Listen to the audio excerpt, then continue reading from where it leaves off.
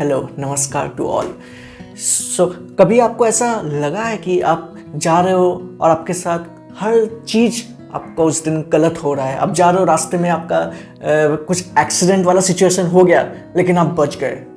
Tyre puncture हो गया आपके गाड़ी का या अपने बाइक में जब आप जाते हो ऑफिस के लिए, तो उस दिन मान लीजिए आपका पीपीटी तैयार करके देना होता है बॉस को, और उसी दिन सब कुछ आपके साथ गलत हो रहा होता है। मतलब स्टार्टिंग से लेकर उठने में देरी हो गई, ब्रेकफास्ट करने में देरी हो गई, जब रास्ते में जा रहे हैं तो जिस रास्ते में जाम नहीं लगते थे उस रास्ते में भी जाम लग जाता है और आपके साथ सब चीज़ गलत होता है। और at the end of the day आप पहुंचते हो, जब ऑफिस में 2 घंटे लेट पहुंचते हो, तब बॉस क्या कहता है कि जो तुमको मैंने असाइन किया था पीपीटी, वो मैंने एक जूनियर को असाइन कर दिया है। तब आपको कैसा फील होगा कि आपको जो असाइन प्रोजेक्ट है वो किसी और को असाइन हो गया। आपका जो इतना डेडिकेशन करके जो अपने काम के लिए फोकस थे और मैक्सिमम चीज़ आप प्रिपेयर कर चुके थे, तब आपके साथ ये हुआ, तो आप क्या कहोगे? तो ये चीज़ उस वक्त अगर कोई कहे कि ये चीज़ जो होता है अच्छे के लिए होता है, तो उस वक्त आपको गुस्सा नहीं आएगा उसके ऊपर कि क्या कह रहा है? अच्छे के लिए होता है, मेरे पास आया हुआ प्रोजेक्ट चला गया मेरे हाथ से, तो आप कह रहे हो कि जो होता है अच्छे के लिए होता है। लेकिन गॉड के पास हमेशा कोई ना कोई मास्टर प्लान होता है जो हमें बहुत बाद में पता चलता है। उस वक्त लगता है कि मेरे साथ सब गलत हो रहा है, लेकिन बाद में जाकर के आपको उसका रियलाइजेशन होगा कि जो आपके साथ हुआ वो सही हुआ था। जब स्टीव जॉब्स बोले ना, कनेक्टिंग द डॉट्स, जब आप डॉट्स को कनेक्ट करते हो पास्ट से लेकर के अभी तक जो भी आपके साथ कुछ भी हुआ, तब आपको समझ में आएगा कि हाँ, जो हुआ था वो अच्छा हुआ था। उस लर्निंग के वजह से आज मैं इस मुकाम पे हूँ कि मैं आज सक्सेसफुल बन पाया या अपने लाइफ में कुछ अचीव कर पाया। उसके पीछे का रीज़न यही है कि जो वो इंसिडेंट हुआ था, उस इंसिडेंट की वजह से आज मैं यहाँ तक पहुँच पाया। एक छोटी सी स्टोरी मैं आपसे शेयर करना चाहूँगा। एक भगवान होते हैं, भगवान के सेवक होते हैं, ठीक है, बहुत अच्छे भक्त है भगवान के। तो एक दिन वो सेवक आता है भगवान के पास और भगवान से बोलते हैं, भगवान मैं एक दिन के लिए भगवान बनना चाहता हूँ, मैं एक दिन के लिए आपकी जगह जा करके काम करना चाहता हूँ, क्या आप मुझे अनुमति देंगे? बस एक दिन के लिए मैं वो फील करना चाहता हूँ कि कैसा लगता है अगर मैं भगवान बन जाऊँ एक दिन के लिए, तो क्या आप मुझे वो अनुमति दोगे? तो भगवान थोड़ा सा उसकी तरफ देखा, फिर मुस्कुराया, बोला ठीक है, कोई दिक्कत नहीं, एक दिन के लिए बनना है ना, ठीक है, मैं तुमको बना दूंगा एक दिन के लिए भगवान, बट बस एक शर्त पे। वो शर्त ये थी कि जब कोई भी आएगा अपनी प्रॉब्लम्स को लेकर के या कुछ भी तुम देखोगे, तो तुम कुछ बोलना मत। मैं सबके लिए कुछ ना कुछ प्लान बना के रखा हूँ, तुमको कुछ बोलने की जरूरत नहीं है, जो भी कुछ भी बोले बस सुन लो तुम, ठीक है, कुछ बोलना मत। मान गया, ठीक है, आप जैसा बोलो। फिर वो भगवान जी चले गए। फिर वो भगवान की जगह वो बैठे पूरा दिन और एक एक करके लोग आते गए, अपनी मन्नतें मांगते गए। तो सबसे पहले कौन आया? सबसे पहले एक बिजनेसमैन आया। तो वो बोले कि मुझे फैक्ट्री सेटअप करना है, तो मुझे इस फैक्ट्री सेटअप करने के लिए मुझे पैसों की ज़रूरत होगी, जो आप मुझे थोड़ा सा हेल्प कर दीजिए, जिससे कि ऐसा सिचुएशन क्रिएट हो जाए कि मेरे पास पैसे आ जाए और मैं अच्छा फैक्ट्री बना सकूँ।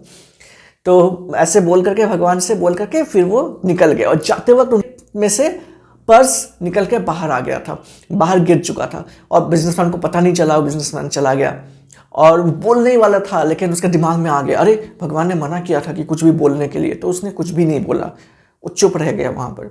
फिर आया एक गरीब आदमी, बहुत ही गरीब आदमी था।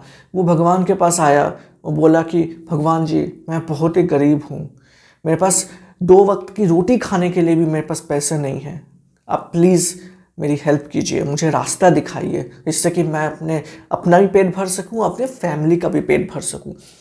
फिर सामने उसने पर्स देखा, जो बिजनेसमैन के पॉकेट से गिर गया था वो पर्स, तो वो तुरंत देखा, तुरंत ले लिया और भगवान को शुक्रिया अदा करने लगा। Thank you so much God, मैंने मांगा और आपने मुझे दे दिया, थैंक यू सो मच, आप सच में महान हो। ऐसा बोल करके वो गरीब चला गया। तो ये बोलने वाले थे कि नहीं नहीं, ये तुम्हारा पर्स तुम्हारे लिए नहीं है, वो बिजनेसमैन का गिर गया था इसलिए वो यहाँ पे गिरा हुआ है। तो वो बोल नहीं पा रहा था। क्यों? क्योंकि भगवान ने मना किया था उन्हें बोलने के लिए। तो ऐसा वो दो लोग आकर के चले गए। फिर तीसरा जो बंदा आया वो था जो नाव चलाता है। तो 15 दिन के लिए नाव से कहीं जाने वाला था। तो उसको फिर वो आकर के फिर भगवान से वो आशीर्वाद मांगने लगे कि प्लीज़ हमें आशीर्वाद दीजिए कि मैं 15 दिन के लिए जब जाऊं तो सब कुछ सही हो, मेरे साथ कुछ भी गलत ना हो। तो फिर बोला कि ठीक है, फिर वो आशीर्वाद मांगा, फिर वो चले गए। फिर थोड़ी देर बाद क्या हुआ, बिजनेसमैन पुलिस वालों के साथ आया और वहाँ पर नाव वाला जस्ट जा ही रहा था, रास्ते में था, और फिर पुलिस वाले के साथ वो बिजनेसमैन आया, बोला कि यही नाव वाला है जो मेरे बाद आया है, इसी ने लिया है पर्स मेरा, जल्दी से इसको गिरफ्तार कीजिए और मेरा पर्स इससे निकलवाइए। तो पुलिसमैन जो पुलिस वाला था वो गया और जा करके उसको पकड़ लिया, पकड़ करके उसको ले करके जा रहा था। फिर जो भगवान का सेवक था, जो भगवान की जगह बैठा हुआ था, उसने ये अन्याय होते हुए नहीं देख पाया और उसने अपनी चुप्पी तोड़ दी और तुरंत बोला कि नहीं, ये नाव वाला गलती नहीं किया है, मैं सब कुछ देखा हूँ यहाँ पर, ये नाव वाले ने कुछ भी नहीं किया है, जो भी किया वो गरीब आदमी ने किया है, उसने उस बिजनेसमैन का पर्स चोरी करके ले करके गया, मैंने देखा अपनी आंखों से। तो पुलिस वाले ने इस नाव वाले को छोड़कर उस गरीब इंसान को लेकर के चला गया। तो ये सब कुछ हुआ और जब दिन खत्म हो गया तब वो बहुत खुश था सेवक कि मैंने एक भले इंसान की मदद की। फिर जब भगवान आए और पूछे कि क्या हुआ आज, क्या क्या हुआ, तो जब पूरा स्टोरी बता दिया सेवक ने, फिर भगवान ने बोला कि नहीं, तुमने सब गड़बड़ कर दिया, मैं जो भी प्लान बना। सेवक बोला कैसे, मैंने तो हेल्प की ना, मैंने नाव वाले की हेल्प की, मैंने सही इंसान को पकड़वाया जो एक्चुअल में मुजरिम था। बोला कि नहीं, वो जो बिजनेसमैन था वो गलत धंधा करता था, वो 2 नंबरी धंधा करके वो पैसे कमाता था। तो वो पैसा अगर थोड़ा सा चला भी जाता फिर भी उस बिजनेसमैन को कुछ ज़्यादा फर्क नहीं पड़ता, लेकिन वो गरीब इंसान बहुत ही गरीब था, 2 वक्त की रोटी खाने तक के उसके पास पैसे नहीं थे। तो अगर वो पर्स उसको मिल जाते तो वो पैसों से उसके अपनी घर चलते, उसके परिवार चल पाते और कुछ दिन उनके फैमिली को अच्छा खाना मिल पाता, 3 वक्त की रोटी भी मिल सकती थी, इतना पैसा था उस पर्स में।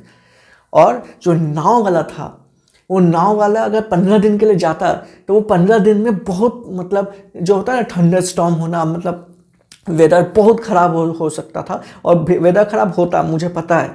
तो इसलिए मैंने उसको ऐसा सिचुएशन क्रिएट किया था कि वो जेल में जाएगा लेकिन वो बच तो जाएगा।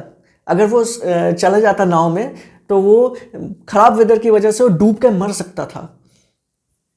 और वो गरीब कि जिसको तुमने पकड़वाया वो अभी जेल में है, तो उसके परिवार भी नहीं खाना खा पाया, वो खुद भी नहीं खाना खा पा रहे ठीक से, और बिजनेसमैन तो फिर गलत धंधे में ही चला गया। तो सब कुछ गड़बड़ हो गया। फिर वो उदास हो गया, फिर वो माफ़ी मांगने लगा भगवान से, प्लीज़ भगवान मुझे माफ़ कर दीजिए, मुझसे बहुत बड़ी गलती हो गई, अब से ऐसा नहीं होगा, आप जो बोलोगे वो करूँगा। फिर भगवान जी बोले कि देखिए, इस पोस्ट को, इस पोजीशन को संभालना बहुत ही मुश्किल है।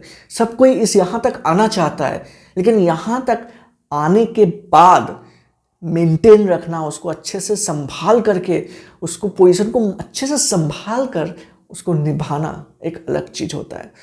अब समझ में आया तुमको कि मैं क्या करता हूँ, क्यों करता हूँ? फिर बोले कि हाँ, जो भी होता है अच्छे के लिए होता है। तो ये स्टोरी आप सब के लिए है।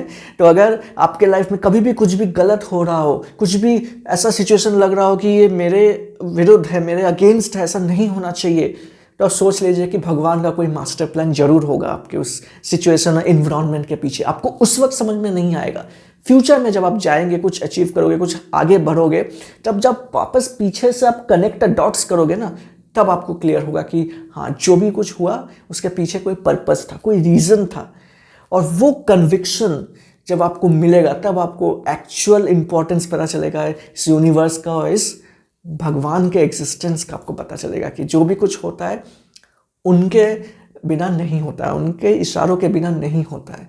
तो आई होप ये स्टोरी आपको पसंद आया होगा। अगर पसंद आएगा तो please like, share and subscribe, और मिलते हैं आपसे एक अगले वीडियो में, एक अगले मोटिवेशनल एंड इंस्पिरेशनल स्टोरी के साथ। Till then keep learning, keep inspiring people and cherish this beautiful life.